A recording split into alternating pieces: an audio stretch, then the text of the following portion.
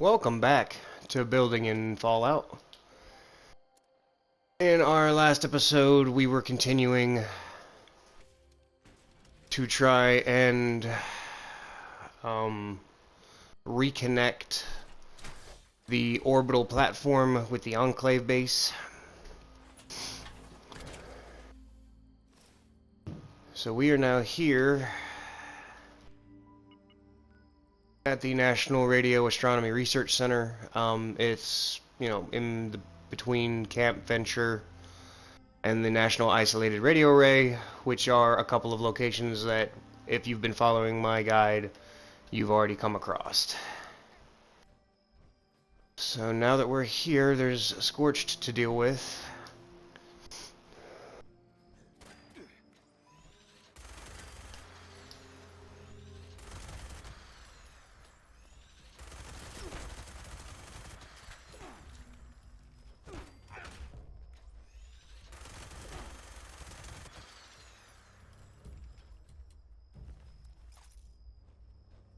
Alright.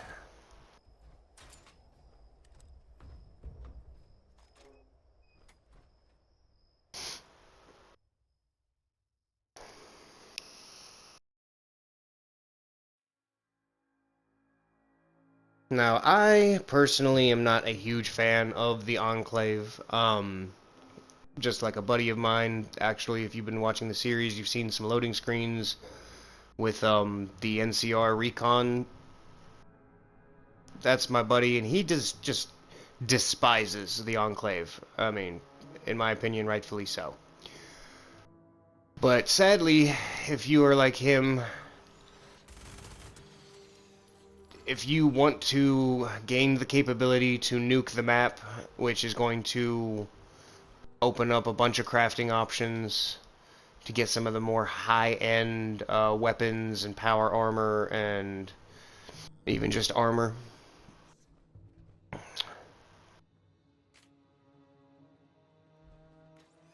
then you're gonna have to swallow your... Oh, really? You're just gonna have to swallow your pride and become part of the Enclave. I mean, after all, you're not really answering to the shadow government, just their supercomputer. You know, that makes it okay, right? I have no clue who else is firing at me.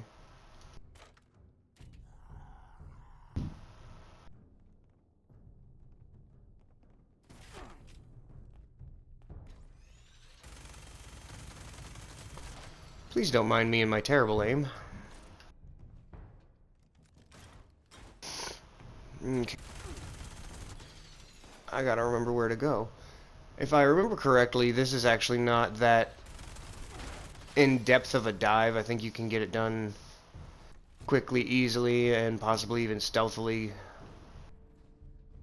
because you just have to get to the top of the building. So we came in from there. All you really have to do is come to the left and then head up, but I'm a scavenger. I want all the useful junks, and I saw desk fans which have screws. But if you just want to circumvent the place, all you need to do... more screws. All you have to do is come up to the top here and... Ooh, adhesive? Military grade at that. So that's ballistic fiber too.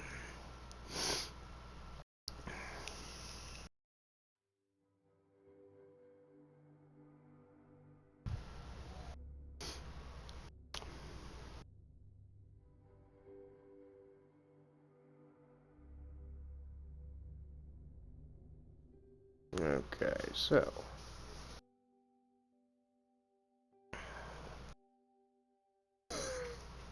Excuse me.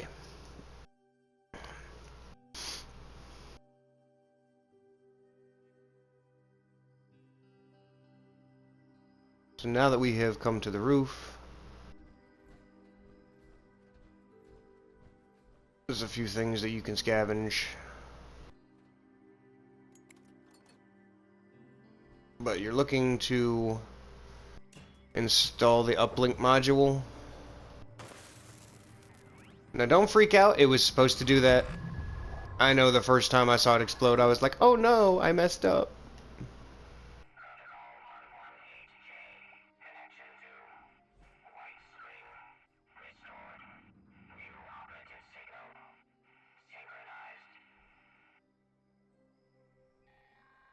Okay, so now they're gonna send us a little reward package.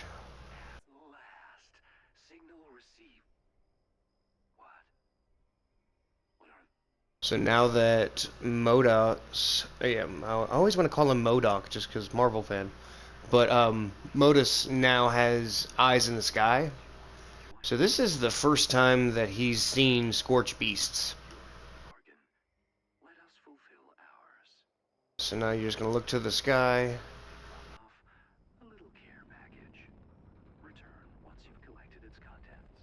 Yep, there we go. So now the orbital platform has sent down a care package. So wait for it to land. And then if you're wearing regular armor, you can just head down the staircase. Or if you happen to have your... go ahead and jump all the way down. I love you, Moose. Go lay down. I know there was too much fun. You didn't want to come in. I'm sorry. I'm not going to have you catch your death of cold. Okay, but anywho.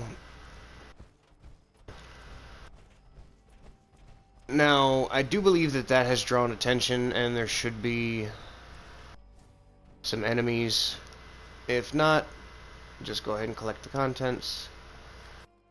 Now, these are the first and only free versions of these grenades. So, I'm going to explain because I can't demonstrate. The orbital scan beacon is a grenade that when you throw it into an area will mark targets within its radius on your radar. Kind of like the recon sniper rifle scope did. You can, just put little ticks on your radar by aiming the sights at them. This just scans the area to do it. The orbital strike beacon is like the artillery, only so much more powerful. It is ridiculous strong. But in order to make these, I do believe that they require nuked parts. So we're going to have to gain access to be able to nuke an area. But now they want us to return to the White Spring. Radiation Rumble. What level are you? 40. Nope. Yeah, they want us to head back to the White Spring, so I'm just going to head back to the free fast travel exterior.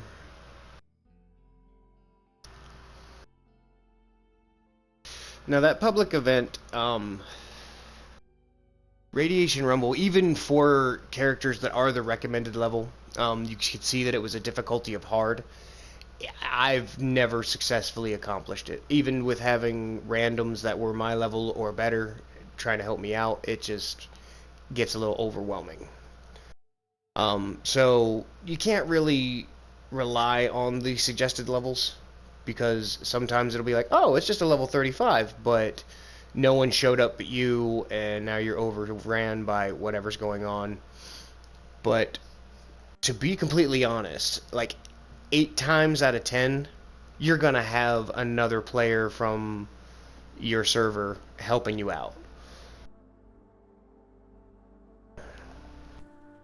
Now, if you're a Fallout First kind of person and like your private worlds, that's when it gets a little dicey. But there are balances in play for that. Personally, I like the interaction with peoples. You don't really run into too many trolls. I've had a couple, but it's never a guarantee, and most of the community is awesome, very helpful. It's one of the reasons that I like to be charitable and, sell my junk reasonably priced, or at least I like to think reasonably priced. Not to mention, I'm keen to making donations. Like if I run into somebody lower level than me and I'm holding some purified water or some Radaway or something that could be of use to them, I will donate it in a heartbeat. Just because everybody could use a little bit of a hand, and I have had high-level characters just randomly come up to me and drop me items. So, it's a pay-it-forward kind of situation.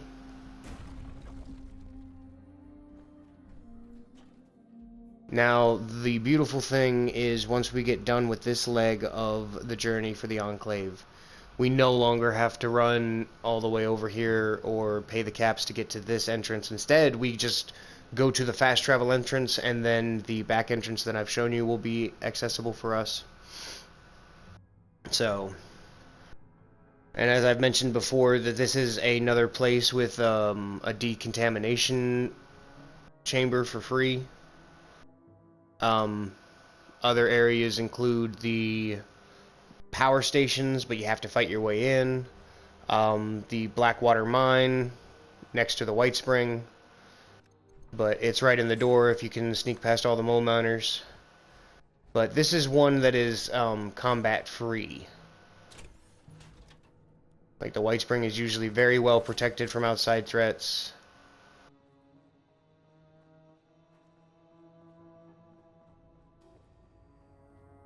Oh no, they see me. So go ahead and access the vault controls.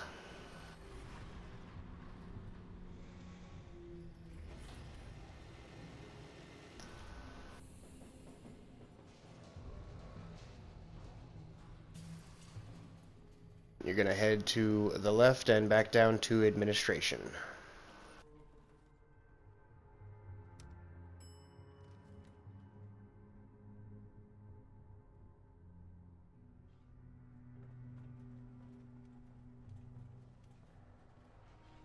So come over to the modus. At long last. Now, as a new member, we'll be short. Otherwise, our productions and given. So he's just giving you a basic rundown of different things. You can ask some questions if you want to, but I'm just gonna run through. Now, you're always gonna receive the bunker buster at this point in time, a missile launcher character. There is another way to get a hold of one of these. It'll randomly spawn in a random event, but it is a good legendary, especially if you're into missile launchers.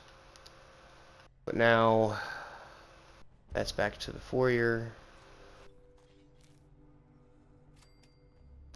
Oh, and it seems we also got a plan for Shadowed Combat Armor Chest, which is nice. Oh, this is the way we're supposed to go. So now that we're down in the actual White Springs bunker, there's a few places that we can go. He wants us to go to the military wing, which is through communications, but we're going to go to the right first, because this is production. So this is where their shops are, so all the crafting that you could possibly need, want, or have use for. And also, this is the back door right here to the White Springs. It's that service entrance, and you can get through the decontamination chamber. But all your crafting benches and even access to your stash is here. So I'm gonna go ahead, pull apart a few things.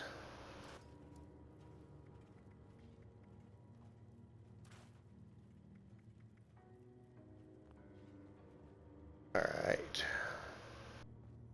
Now, there's not much to scavenge, but there is a few things to scavenge. But the real reason you want to come back here is you can trade with the production terminal.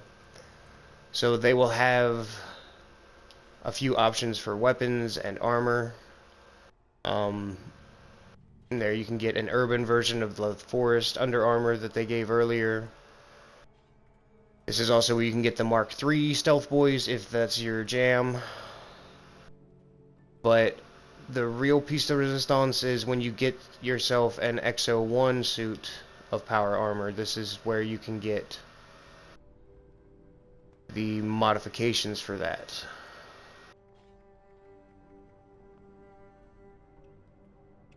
Howdy, fella. So from here we're gonna go from production through communications, but we're gonna go to the right. And this is another way up to production, but we're here at the science wing. Hello, member.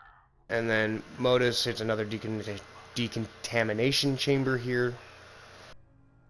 But the whole point to the science wing, you have your chemistry set here, but the Enclave has a full array of mutagenic serums. Now, I'm not huge on mutations personally, but it cannot be denied how awesome some of these things can be. Now, they will have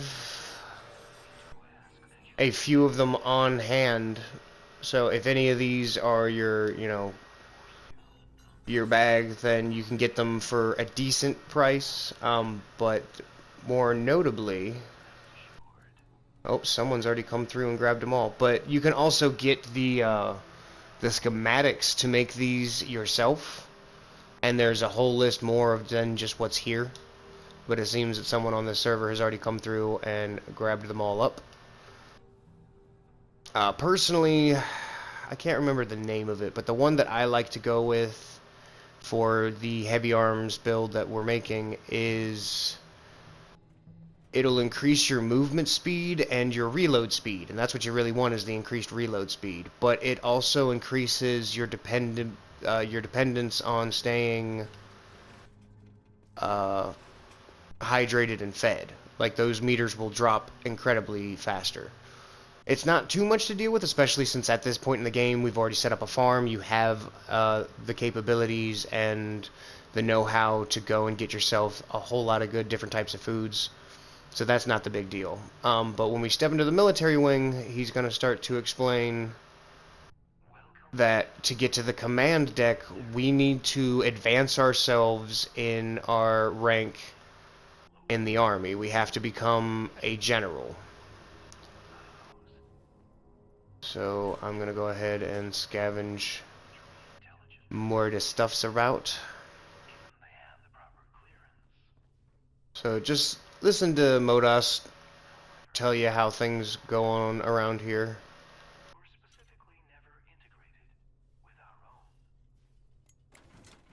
So Modas does not have access to the nuke launching, which is honestly very good because he would just nuke everything yet again. And the nukes are automated. The construction of them and everything is automated. So robots take care of it all. Ooh, technical data.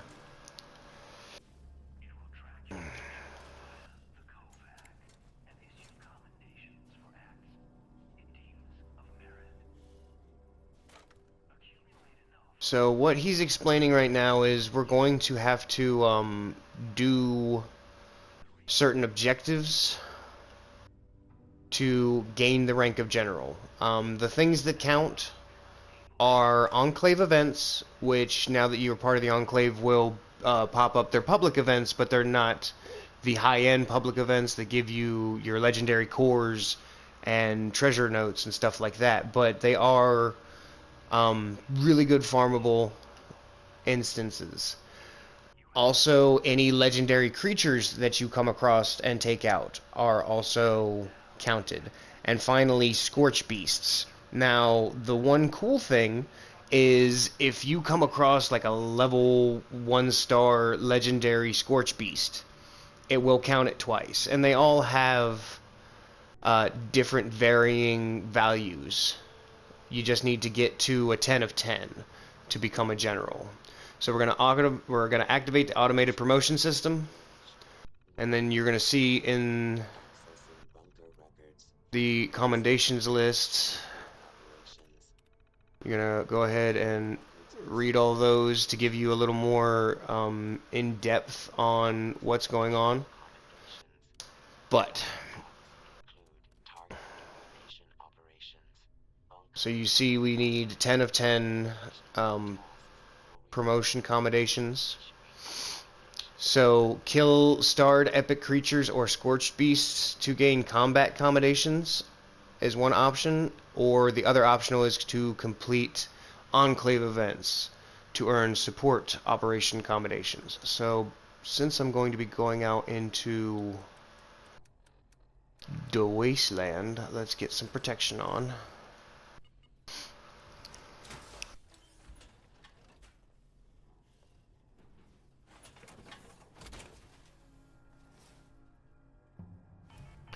Now the first thing that I like to do, because just by being down in the cranberry bog, because there are so many Scorch Beasts to deal with, usually someone is dropped a nuke down here to bring out the Scorch Beast Queen, but that's a little advanced for us right now. I'm not saying we couldn't handle it, it's just going to take us a lot of time and resources. So what we're going to do instead is we're going to expand our world activity by pressing up on the D-pad.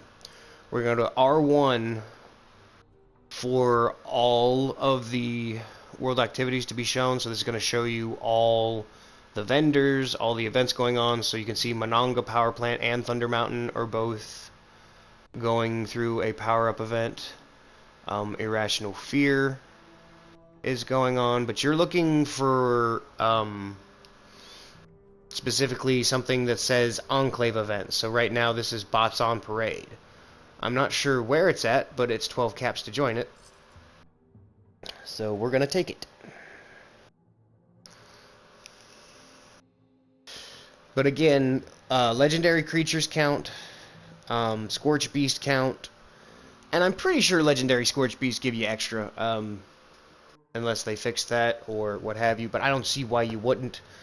You know, I could, like, if I go for a Scorch Beast Queen and win, she's legendary and a Scorch Beast, why wouldn't you give me both combinations? You know what I mean?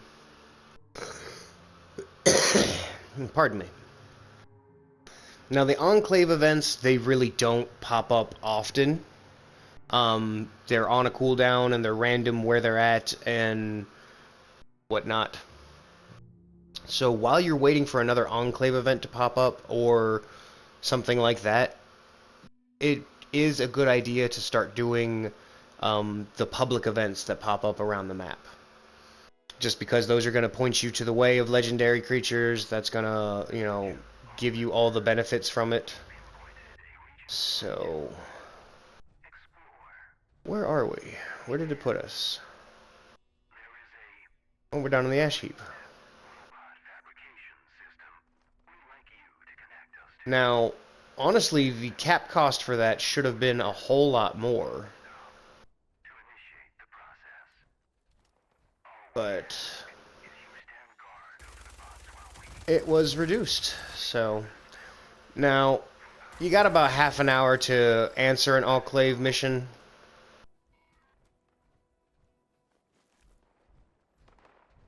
And most of these, oh, the power armor's not here. But most of these Enclave events are around town centers and things of that nature. Like the bots are almost always, if you a bots on parade, yeah, it's always near a railway station. In this case, we're down in the ash heap. Well, you're just gonna come over here, activate the terminal, and establish your external link to Modus.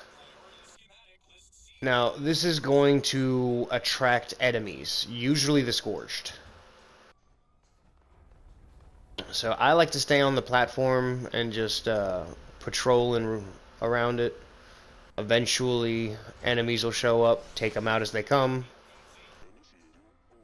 Because you can see they've made a couple of robots, but they're being reprogrammed, so gotta keep them safe.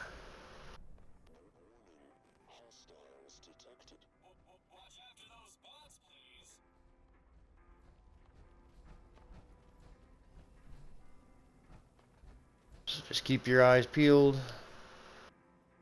What am I doing? I might actually want to... We got ourselves some ghouls.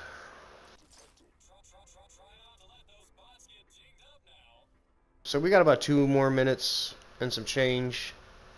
We gotta protect these things, and they're just gonna come in waves.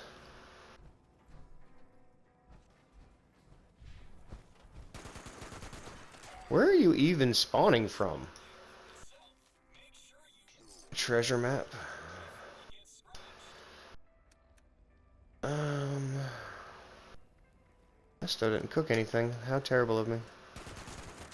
You missed. I didn't. Now, one of the benefits to this is, it seems, yeah, all of these guys are high-end enemies. You can see the little crown above their level. So, downside is that means that they're going to be doing extra damage. Yeah, he took a good chunk out of him just from one smack. Yeesh. But the upside is, they're going to drop more items because of them being...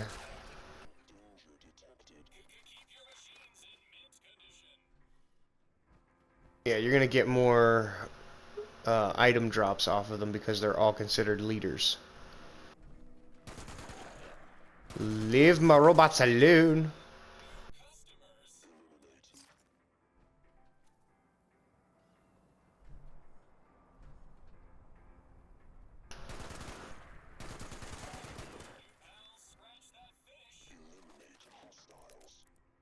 I'm eliminating.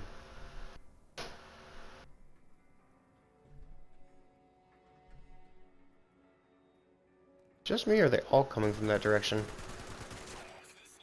That's a good thing, though.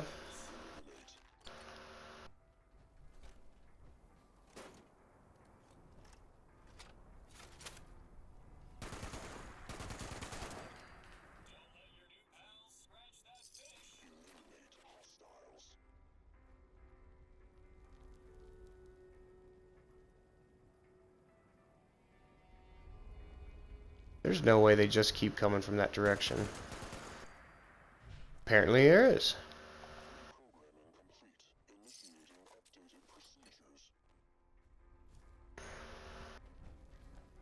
Alright, so now there's more hostiles inbound. But now the, I do believe that the robots will join in. So just try and keep them alive.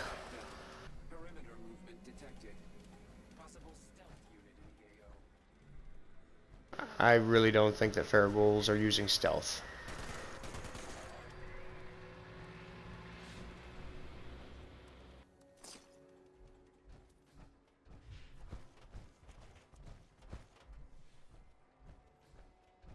Well, where's the rest of you?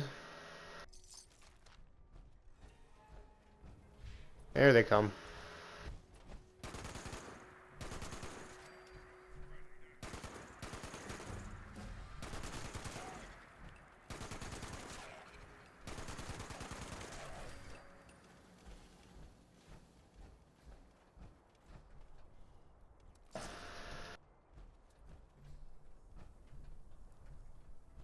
Should be uno más? Nope, there it is.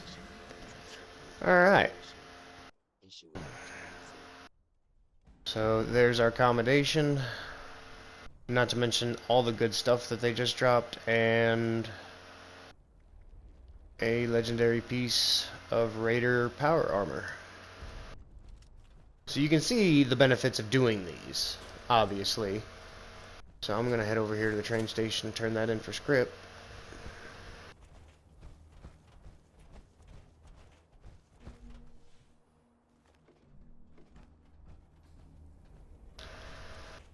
But that's the basic rundown of how this goes. We're just looking for legendary enemies, because none of those were legendaries, they were just leaders. But legendary enemies, Scorch Beasts, so I'm honestly probably just going to head down to the Cranberry Bog, because that is the fastest way, is to take out Scorch Beasts. Because sometimes they're going to be legendary as well, but it's just not the easiest. Honestly, I'm probably going to hop around to some public events as well. That's honestly what it's probably going to be, is just public events hopping for the moment. Welcome, citizen. It's just a matter of finding ones that are... Supplies. Now, the Bunker Buster, it is a unique weapon, but it's not legendary. So I sell it because you can't pull it apart for parts, and they won't take it to the legendary machine. So, but I am not going to get rid of those. They will come in handy eventually, or at least the strike beacon will. I don't know about the scan beacon. I don't really use the scan. So yeah, I'm gonna get rid of that one.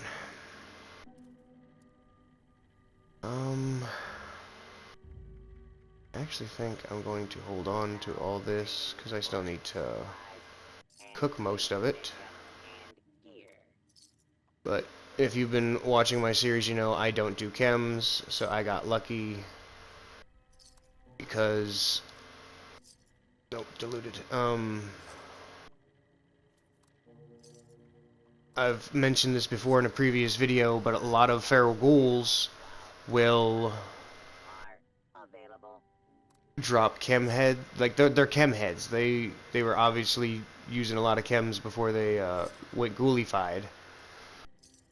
And because almost all of the ones that came for that event were leaders, they had a increased chance of dropping chems. So that is always useful, but I'm going to go ahead and cut this video off here. Hopefully you found it entertaining and informative, and I will catch you in the next one. Peace.